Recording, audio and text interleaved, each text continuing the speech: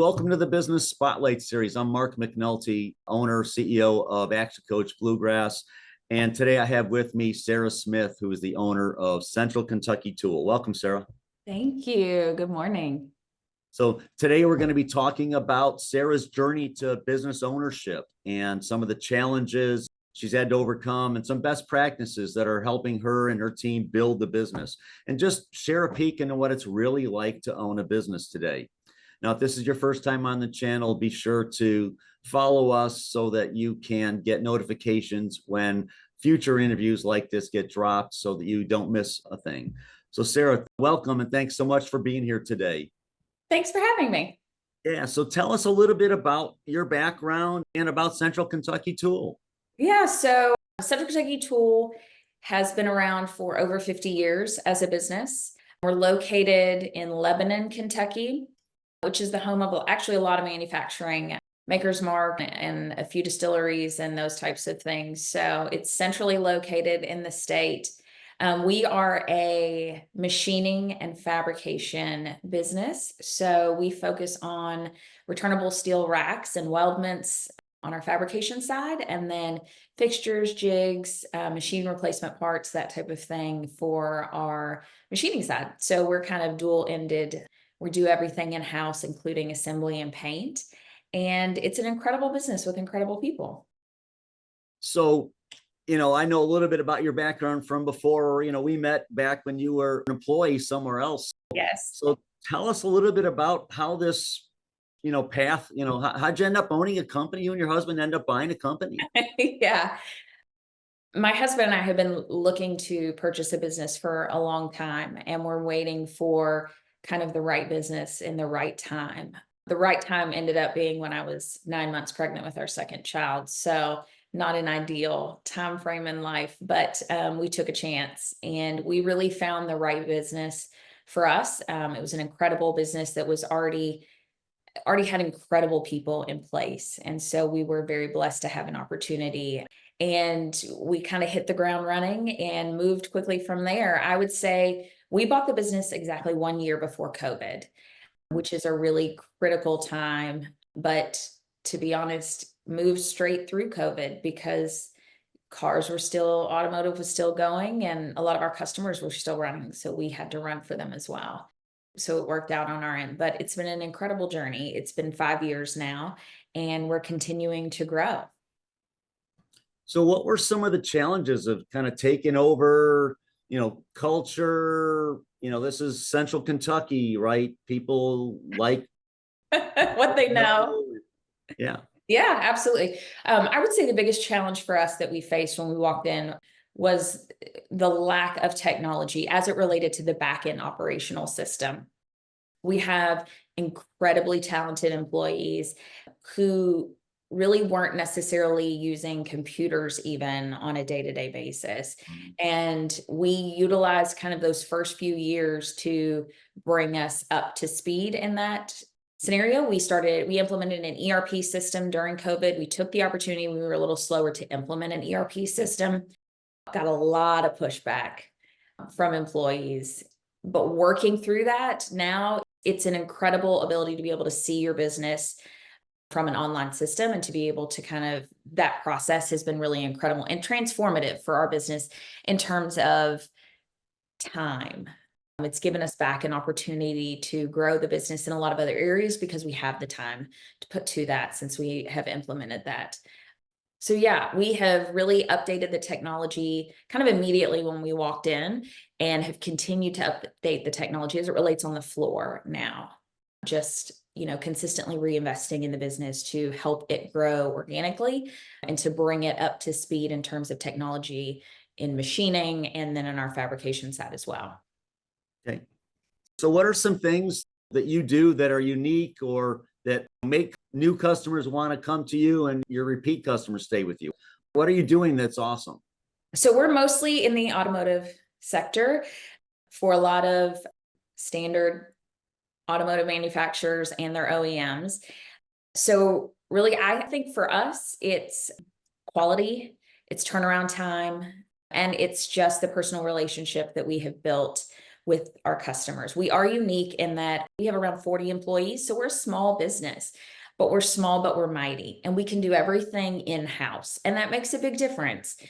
We have the ability to deliver something in person very quickly compared to some other larger groups that don't always have that ability to kind of turn things around and really focus on the customer. So that has made being smaller has given us that ability to adapt to our customers' needs and to really kind of create those incredible touch points of customer service that our customers really want and need. When you're dealing with just those larger businesses, it can be hard to do that. And so I think that that's really our niche. That's really a place that we have ingrained ourselves, is giving that incredible customer service and being that one-to-one relationship that we have. And I work directly with a lot of our customers, so it makes a difference. They like speaking with someone that has, some power in the room, I guess to say, and can make decisions. And so that has been really helpful on our end. So how do you and your husband split the roles, between the two of you? How does that work? Yeah, so I am the majority shareholder. We are, a woman-owned business. I would say I'm more of the face of the business. I do a lot of sales, a lot of meeting with our customers. I manage some of our larger customers as well in that relationship. My husband kind of manages more of the financial end, and I would say some additional kind of relationships that he already had cultivated as well. So we split the roles differently. I will say in the past year and a half, as we have been business owners after a few years and kind of settled in, we've really taken a step of not working in the business day to day and working on the business. And we've really tried to do that in the last year. And that has been really transformational for our business in terms of focusing on growth and a strategic 5-year plan and that type of thing of how we want to grow and scale this business. And having the opportunity and the time to step back and be able to do that has been really incredible for us. Okay, awesome. So why did you choose to buy a business instead of keeping day jobs? We always had dreams of being business owners, of kind of, it's the whole, I think all business owners have that dream of controlling your own destiny and being in charge of your own life. And, we really had that dream. It came to fruition at a time that was not ideal for us, but we made it work. And it's been really great. It's something that we enjoy, having the ability to, I'll be honest, we have the ability to have a family dynamic as well and have time for our family. We were both previously in roles where we traveled a lot and we worked a lot of hours, and we didn't want to miss any more time with our family. And so owning a business is not for the faint of heart, and understand that there are a lot of late nights in our own business. But it does give us slightly more flexibility in the sense that we can do some things with our children that we otherwise didn't have an opportunity to do. Okay, awesome. So what were some of the challenges that maybe you didn't expect, right? When you buy a business, you go in knowing, probably through your due diligence, this is going to be hard. This is going to be, what was maybe an unexpected challenge? Being in a small community, employee recruitment and finding the right employees can be really difficult. There is a huge demand for highly qualified candidates anywhere, but finding the right one in our community is really difficult. And so that has been one of the biggest challenges, is finding the right people for our business in our area. And I would say every business feels that in their own way. Mm-hmm. So you took over a business that had been running for a long time, same family, Second right? generation owners, yes. So what about earning the trust of the team that you inherited? Because you didn't live in Lebanon, right? No. You were from the big city. Yes. I think you have to get buy-in very quickly from your management. And that can be in a couple different ways. And I think it looks differently for every business. We went a certain route of getting buy-in from our management team. It really worked out for us and paid off dividends because, if your management team supports you and is on the right track with you, it trickles down to the employees, and they see that positive relationship. So getting our management team on track was first and foremost the most important piece. I think also reiterating to our employees that nothing was changing. The only thing that changed were the owners. And the only thing that was going to change was creating a business that we believed could be better. And that technology and it reinvesting in the business, those were really our key focuses, and they've continued to be our key focuses. We haven't changed anything in the business as it relates to employees or anything else. If anything, we have improved our schedule. We were running 2 shifts, and after COVID, we decided 4 10s was the best thing for our employees, and we have consistently stayed with that. And it's been a really positive thing for our employees to also have that family time that they deserve. So kind of making those changes and just showing them that we are there and invested in the community is key. So how would you describe your leadership style? Communicative. I love talking to our employees. I love working on the business. I will say my leadership style in the last year has changed, though, as I work in the business to working on the business. And I have focused on giving a lot more pressure and ability to succeed on our management team so that they can thrive and they can grow and they can learn. And my husband and I have both really taken a step back to watch them do that and spread their wings. And they've done incredible. We knew that they would. They're incredible people. So it's been great to see them transform into incredible leaders, even though we already knew that they were. But just giving them the opportunity to succeed is hard as an owner to kind of take a step back and watch others kind of run the day to day. But it's been really great for our employees. Okay. So you talked about, having a strategic plan that you finally sat down and started talking about. So what can you share about, where do you see the business in the next 3 to 5 years? Yeah, we see the business growing. I mean, our business is thriving. Our employees are incredible. Good employees are the backbone of a good business. And I think for us, we continue to focus on reinvesting in our business and how that looks for potentially a new space, a new facility, a better facility for our employees as just some additional space. We are looking to grow. So how that relates to an addition for our current space or a new space. I also see reinvesting in technology always is a focus for us. And just what can we do to help our employees have better satisfaction in our business? So those are continually what we're talking about, continually where we're focusing our reinvesting in our money. And I think we'll just stay that path for the next 3 to 5. We don't have a specific target. We do in the back of our minds, but I think just staying the path, staying focused on expanding, but slow, consistent growth. All right. You've talked a lot about taking care of your team, taking care of your employees. So what are a couple things specifically that you could share that you're doing to retain your team and keep them happy and attract more team to support your growth? So the first thing is, you have to pay attention to market rate and what that looks like in terms of pay. That's something that we're constantly looking at what others are paying in the community to make sure we're trying to stay at or above market rate.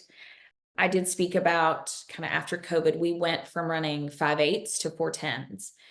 So we work Monday through Thursday, 6 a.m. to 4:30 p.m. And our office staff works 4 9s and a 4, so a little bit different. So they get off around lunchtime on Fridays. That has been incredible for our team members. They truly get a 3-day weekend. We love that for them, and we want that for them. So that has been a huge piece in terms of attracting talent. That's a huge piece of the puzzle, not having to work weekends, not having to work Fridays. We have had some sporadic overtime, but it's on a Friday and it's not a long shift. So I just think that's something that we've done to attract and retain talent. It is hard in a small town to figure out ways to set yourself apart. But I really think we have a very flexible environment. We have a low-key environment. And we expect our employees to be at work on time, to work, to provide quality work, and then to go home safely. And that's really our goal, and we're consistently attaining that. And so it just goes back to having good people. I'll be honest, the best part of our business are the people in our business. And I firmly believe that this business would not have survived as long as it did without the talent that we have inside the building. Okay, awesome. So we've covered a lot of ground today.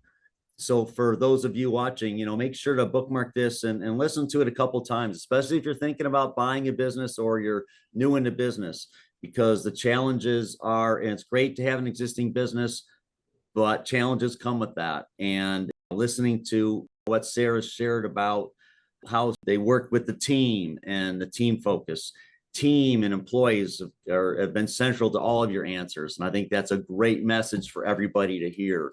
We have to make our businesses all about the team. Otherwise, we're going to be stuck doing all the work and not serving anybody, right? Yeah. So, all right. So last few questions here, just real quick, kind of first thought, top of your head's probably best. So what's been your key to success? Reinvestment. Okay. What's one piece of advice that you would give other business owners? Take your vacations. Oh, okay. Take a break, get away. Don't feel like you can't walk away from the business for a time frame. It pushes the employees to step up, and they always do. And if you have set them up for success, they're going to be successful. So don't get to a point where you're just working more hours than everyone else. You have to be able to take a break. Mm-hmm. Okay. So what's a book you're reading or listening to now? Because we, half of us are listening to audiobooks that you would recommend to another business owner. Yeah. I recently finished Traction by Gino Wickman. I really liked it. I did it as part of a women's business collaborative, and it was a great book with great information, and I highly recommend anyone read it. Yeah, that's a great book. I like that too.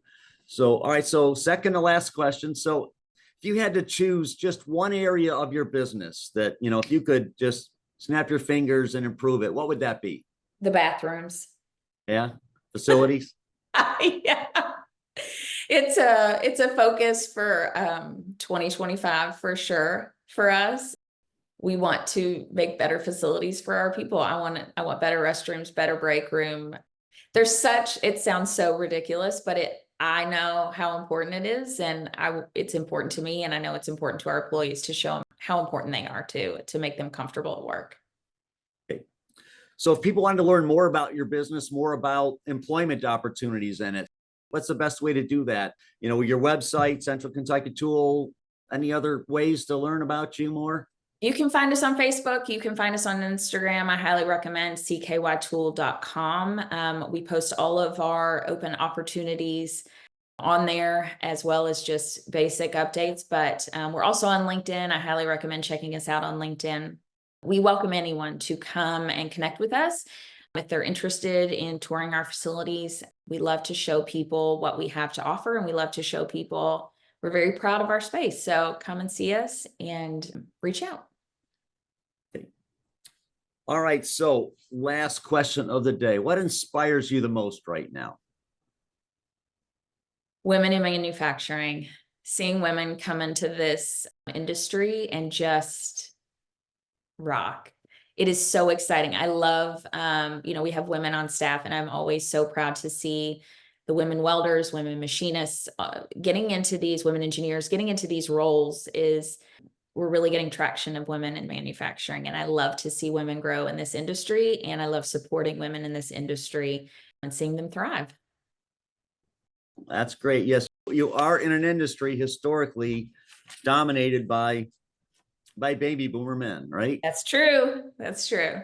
So that's awesome. That's great. I love that answer. So viewers, this has been Sarah Smith, who is the majority owner of Central Kentucky Tool. And she has shared a ton of information with us today, especially about the value of team and taking care of your team and creating a workplace culture that allows the team to thrive and supports their balance in their lives, as well as what she's doing to try to create balance in her own life. Thank you so much, Sarah. Really appreciate your time today and sharing all this with us. Thank you, Mark, for your time. I appreciate it. All right. So make sure you bookmark this and like it, so you get notifications for future interviews. And I will see you again on the next interview. Thanks. Bye.